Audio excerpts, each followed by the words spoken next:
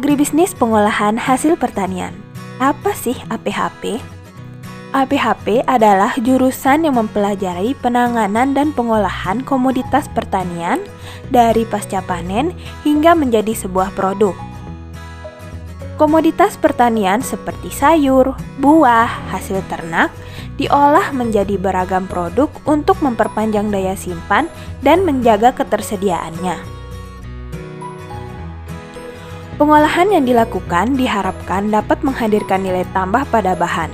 Contohnya, singkong dapat dijadikan tepung singkong, keripik, dan berbagai produk lainnya untuk memperpanjang masa simpannya dan meningkatkan nilai ekonominya.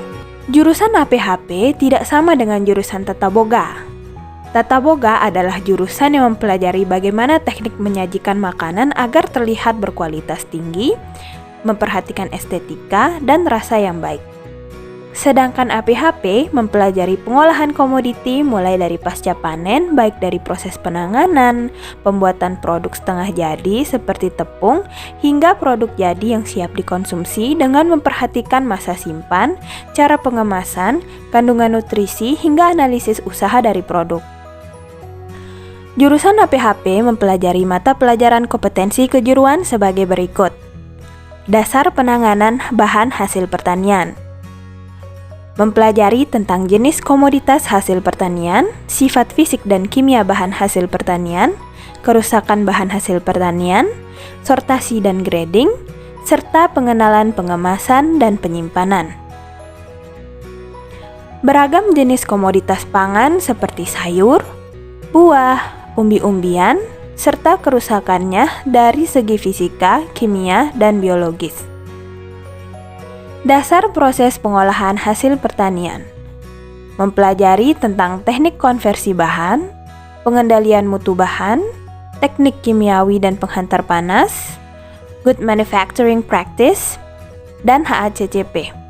Bahan tambahan pangan, dasar pengawetan, dan sanitasi. Konversi bahan seperti misalnya pengecilan ukuran serta proses emulsifikasi. Pengendalian mutu seperti misalnya analisis mutu kimia dan mikrobiologis.